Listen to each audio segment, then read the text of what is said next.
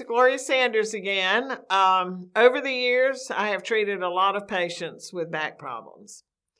And I have figured out a few things that I think can be helpful.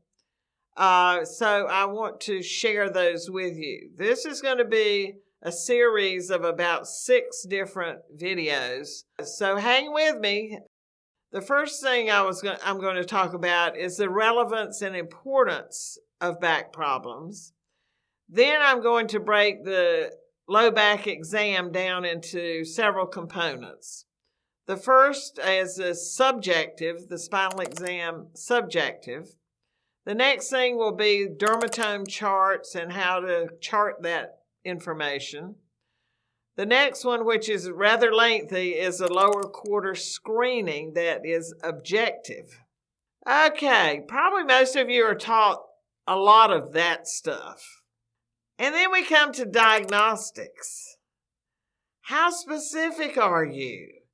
Can you evaluate a patient and conclude that they've probably got a bulging disc between L4 and L5 slightly to the right of center?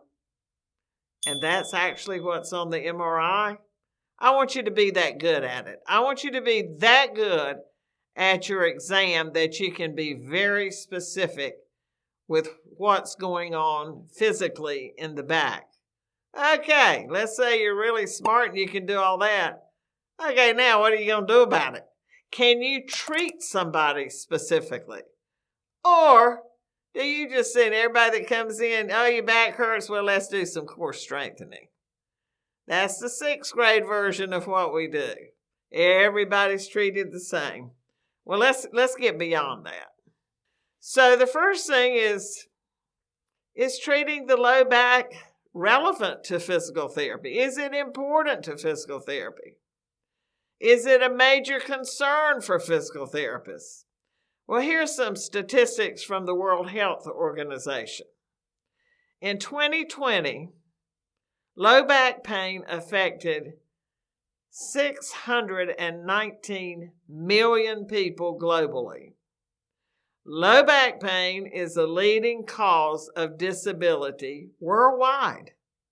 Some of you, if you're as old as me, probably have it yourself. Very prevalent in the military, even in young people. The prevalence increases with age statistically up to about 80 years old. This surprised me when I read this World Health Organization statistic. The highest number of low back patients' problems is between 50 and 55 years old. I'm going to have to go back and look at the data that come to my clinic, but my guess would be that in my clinic it's a little bit higher than that. The age is a little bit older. Well, what causes low back injury? Trauma, for sure, and that can be a direct or indirect external force. Probably the most common one that I see is degenerative. It's aging. Overuse. Degenerative disc disease, a disc is bulging, a disc is herniated. Very, very common. Cancer, oncological cause, sometimes, maybe. I don't know that I've ever seen one in my whole practice, but I've known people that had cancer and it metastasized to the spine. So that can be a primary malignant lesion or secondary. Infection. Infection in your body can spread anywhere. But it's not that common to have an infectious entity in the spine. Metabolic. Now that is fairly common. Osteoporosis, especially in elderly women, but it's primarily I see more in the thoracic spine, maybe the upper lumbar segments, but not so common in the lower lumbar segments. Referred pain from organs inside your body. That's one of the things I ask about when I do the subjective exam. Any problems between your belly button and your knees that I need to know about? Bowel, bladder, kidneys, anything going on in there. A dissecting aortic aneurysm would probably give you pain that seemed like it was the back. Postural. We certainly see that a lot in pregnancy. But people that have jobs that they have to stand for hours may have some postural implications. I don't have a pediatric practice, although I do see a few children now and then. But congenital things, of course, can be spina bifida, and all of a tethered spinal cord. There are different things. Psychiatric, malingering, chronic pain. Kind of an interesting phenomenon in medicine. Sometimes if a doctor can't figure out what's wrong with you, then it has to be psychiatric because they're so smart. If it could be figured out, they could certainly do it. Well, I don't think I've seen any. It might happen in court cases when somebody's been injured in an accident and they just can't quite get well until the case is settled. Then they get well. But psychiatric is pretty rare. So there are people throughout the world that have become known for being theorists of how to treat the back.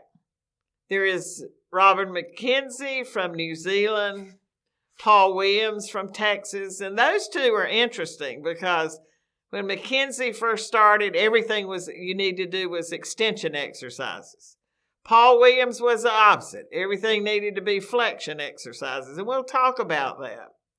Then there's Keltenborn from Norway, Cyriac from England, Maitland from Australia, Mulligan from New Zealand, and then I'm going to add my name. One day, maybe I'll be a famous back theorist, at least for one little segment of back care. So hang on, follow me, and I'll try to show you some of the things that I've learned. This is Gloria Sanders again. I want to thank you for listening to my videos, and I invite your comments. All medicine should be a discussion, and that's how we get better at what we do. We need to be able to explain why we do what we do. There's no one way to do things. So I want to hear from you. I don't know what you're being taught in PT school now. So are your professors master clinicians? Maybe, maybe not. Have they seen patients in the last 15 years? Maybe, maybe not. So I want you to tell me what you're seeing, your new graduates. Tell me what you're seeing in your clinics. Tell me what you like about this. If you disagree with something, I want to hear it. And I'll get back with you. I want a lot of comments, and if I get them, I'll do a video of just responding to comments, because I think medicine should be collaborative, and I think we need to share experiences, and I'm trying to do that with my experience, but I want to hear back from you. So subscribe, like, don't like, let me hear from you.